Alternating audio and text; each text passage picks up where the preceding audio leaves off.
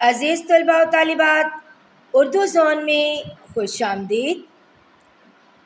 جماعت دہم نیشنل بک فاؤنڈیشن کی نئی درسی کتاب 2025 جو کہ فیڈرل بورڈ کے نصاب کے عین مطابق ہے۔ بیٹا آج ہم اس کتاب کی نظم نمبر 6 جس کا عنوان ہے وغیرہ وہ پڑھ رہے ہیں۔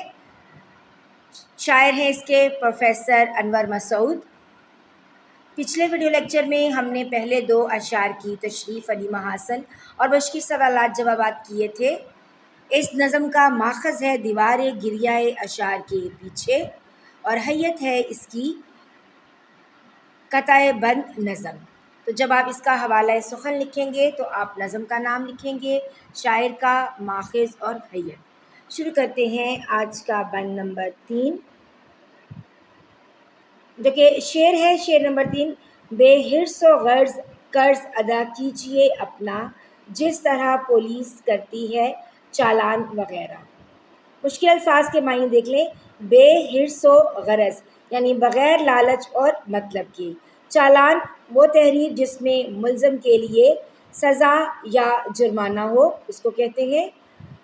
اس شعر کا موضوع ہے پولیس کی ناانصافی، اور اس شعر کا مفہوم کچھ اس طرح سے ہے کہ جس طرح قرض دار نے ہر حال میں قرض ادا کرنا ہوتا ہے، یعنی قرض اتارنا ہوتا ہے، اسی طرح چالان کرنا پولیس کا فرض ہے۔ اس شعر کے فنی محاسن میں دیکھیں، حرص و غرض، بے حرص و غرض کی ترکیب جو کہ مرکب عطفی ہے، خوبصورت استعمال کی گئی ہے، یعنی یہ خوبصورت طریقے سے اس کا استعمال کیا گیا ہے۔ اب اس شعر کی تشریح کی جانب بڑھتے ہیں کہ انور مسعود جو ہیں وہ جدید مزاحیہ شاعری میں ان کا بہت نمایاں مقام ہے، اور اس شعر میں شاعر مزاحیہ انداز اپناتے ہوئے کہتا ہے کہ ادھار جو ہے نا وہ محبت کی کینچی ہے۔ یہ بات بالکل درست ہے کہ قرض کی ہوئی رقم واپس کرنی ہی پڑتی ہے، مگر یہ ایک مشکل کام ہوتا ہے۔ بہرحال ہر حال میں فرض سمجھ کر یہ رقم ادا کرنی ہی پڑتی ہے، بالکل اسی طرح جس طرح پولیس مجرموں کا چالان کرتی ہے، انہیں بھاری جرمانہ عائد کرتی ہے، تو اسے اخلاقی اور قانونی فریضہ سمجھا جاتا ہے۔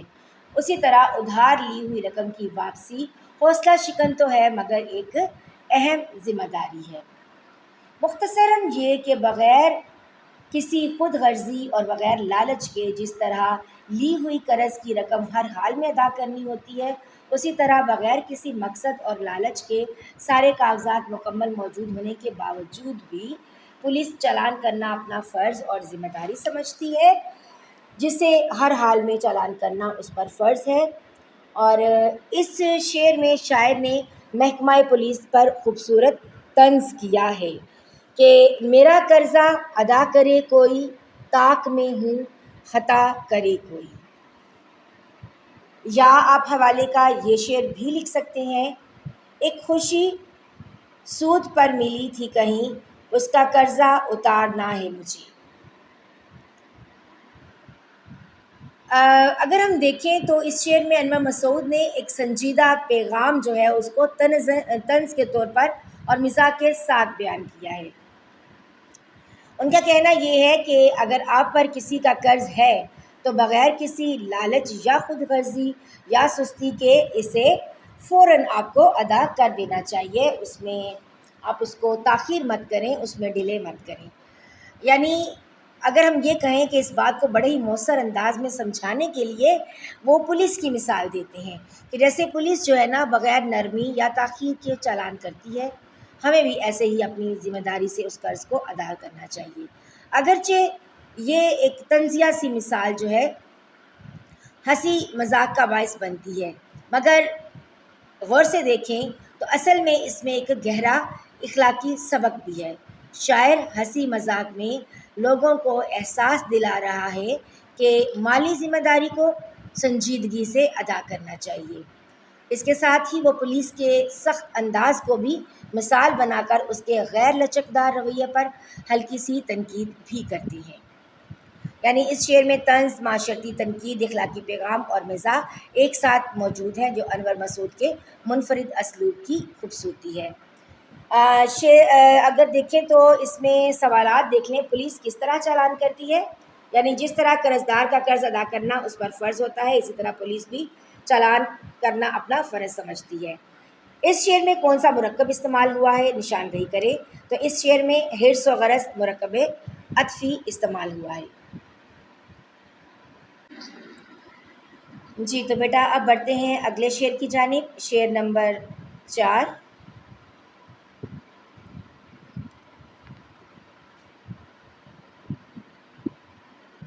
اب ہوش نہیں کوئی کہ بادام کہاں ہے، اب اپنی ہتھیلی پہ ہے دندان وغیرہ۔ دندان کہتے ہیں دانت کو۔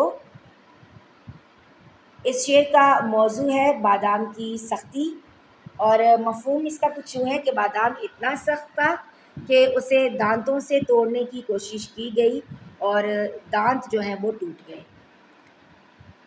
اس شعر کے فنی محاسن جو ہے کہ اس میں سہل ممتنع کا سہارا لیتے ہوئے خوبصورت بادام کہاں ہے استفہامیہ انداز اپنایا گیا ہے، یعنی اس شعر میں صنعت استفہام ہے۔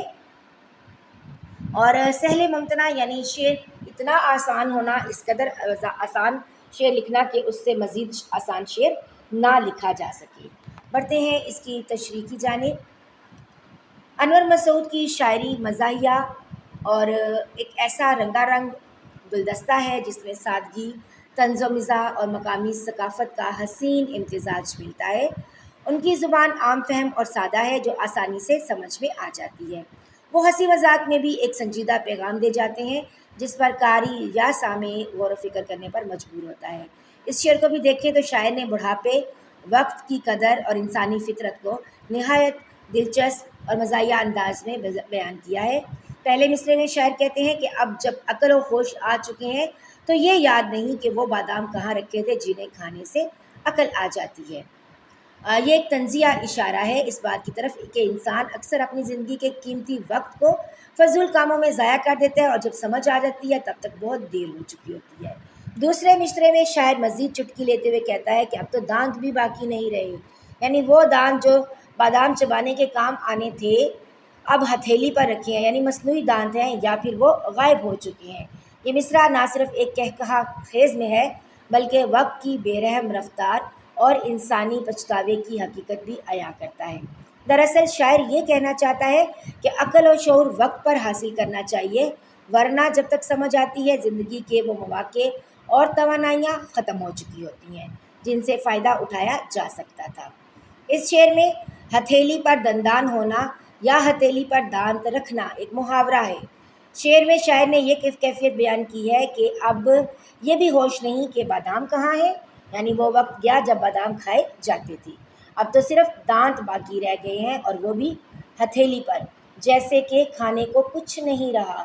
یہ طنزیہ اور مزاحیہ انداز میں اپنے حالات کے زوال کا بیان کر رہے ہیں۔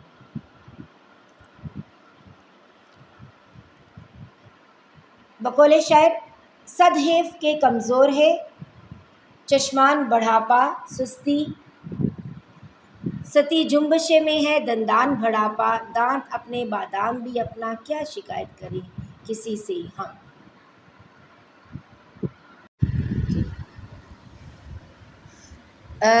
اگر ہم یوں کہیں نا کہ شاعر جو ہیں اس شعر میں اپنی ضعیفی اور کمزوری کو تنقید کا نشانہ بنا رہے ہیں، یعنی شاعر نے بادام توڑنے کے لیے منہ میں ڈالے مگر اس عمل میں اس کے دانت ہی ٹوٹ کر اس کے ہاتھوں میں آ پڑے۔ شاعر نے اس شعر میں یہ سبق دیا ہے کہ اپنی اوقات اور استطاعت سے بڑھ کر ذمہ داری قبول کرنا جان جوکھوں کا کام ہے۔ شاعر یہ نقطہ واضح کرنا چاہتا ہے کہ انسان کو اتنا ہی بوجھ اٹھانا چاہیے جتنا کہ وہ آسانی سے اٹھا سکے۔ اگر وہ اپنی طاقت سے زیادہ بوجھ اٹھائے گا تو اپنا ہی نقصان کرے گا۔ کسی بھی چیز کی ایک حد ہوتی ہے، حد سے بڑھ کر کوئی بھی کام کیا جائے تو اس میں خسارہ ہے۔ ہمارے دین نے ہمیں بتایا ہے کہ ہر کام میں میانہ روی رکھو، ہم اپنے دین پر عمل کر کے اپنی زندگی کو خوشحال اور آسان بنا سکتے ہیں۔ نبی پاک صلی اللہ علیہ وآلہ وسلم کی زندگی ہمارے لیے ایک بہترین اور مکمل نمونہ ہے۔ ہمیں آپ صلی اللہ علیہ وآلہ وسلم کی سنت کے مطابق زندگی گزارنی چاہیے۔ جیسے ایک پنجابی کا شعر ہے نا کہ جوانی دے دن چڑھ کے پچھتائے نے بندے، جد پیر پھسلن تے کی فائدہ لبن دا۔ یعنی انسان جب جوانی کے دن گنوا دیتا ہے تو پھر بعد میں پچھتاتا ہے، مگر جب قدم ڈگمگانے لگتے ہیں تو پھر کچھ فائدہ حاصل نہیں ہوتا۔ کہ یہ شعر اس بات کی طرف اشارہ ہے کہ عقل و ہوش وقت پر ہی حاصل کرنا ضروری ہے، ورنہ صرف پچھتاوا بن جاتا ہے۔ کہ جیسے شاعر نے یہ کہا نا کہ اب دانت بھی باقی نہیں رہے، وہ بھی ہتھیلی پر ہے، یعنی مصنوعی دانت ہیں یا پھر اتر چکے ہیں۔ تو یہ منظر بڑا ہی مزاحیہ ہونے کے ساتھ ساتھ افسوسناک بھی ہے، کیونکہ وقت گزرنے اور انسانی پچھتاوے کو ظاہر کرتا ہے۔ اصل میں شاعر یہ پیغام دیتا ہے کہ انسان کو عقل اور شعور وقت پر ہی حاصل کر لینا چاہیے، ورنہ جب تک سمجھ آتی ہے عمر کے وہ لمحات گزر چکے ہوتے ہیں جن سے سیکھا جا سکتا تھا۔ سوالات کے جوابات دیکھ لیتے ہیں۔ شاعر کے دانت ٹوٹنے کی کیا وجہ ہے؟ جواب: ایک تو بادام سخت تھے اور دوسرا بڑھاپے کی وجہ سے شاعر کے دانت کمزور ہو گئے تھے، اس لیے جب شاعر نے دانتوں کی استطاعت سے بڑھ کر ان پر بوجھ ڈالا تو وہ ٹوٹ گئے۔ اگلا سوال ہے بادام کہاں ہے، شاعر کو ہوش کیوں نہیں ہے؟ اس کا جواب یہ ہے کہ شاعر کو دانت ٹوٹنے کی وجہ سے اتنی تکلیف تھی کہ اسے باداموں کی کوئی فکر نہیں رہی۔ یہاں پر ہمارا آج کا یہ لیکچر اختتام پذیر ہوتا ہے۔ آج ہم نے 2 اشعار جو ہیں ان کی تشریح اور فنی محاسن جانے اور حوالے کے اشعار پڑھے۔ اگلے ویڈیو لیکچر تک کے لیے اجازت دیجیے۔ اگر آپ ویڈیو دیکھتے ہوئے یہاں تک آپ پہنچے ہیں تو ویڈیو اچھی لگنے کی صورت میں لائک اور شیئر کرنا مت بھولیے گا۔ چینل پر نئے ہیں تو چینل کو سبسکرائب کرتے ہوئے جائیے گا۔ ملتے ہیں ایک نئے معلوماتی لیکچر کے ساتھ، تب تک کے لیے اجازت، اللہ حافظ۔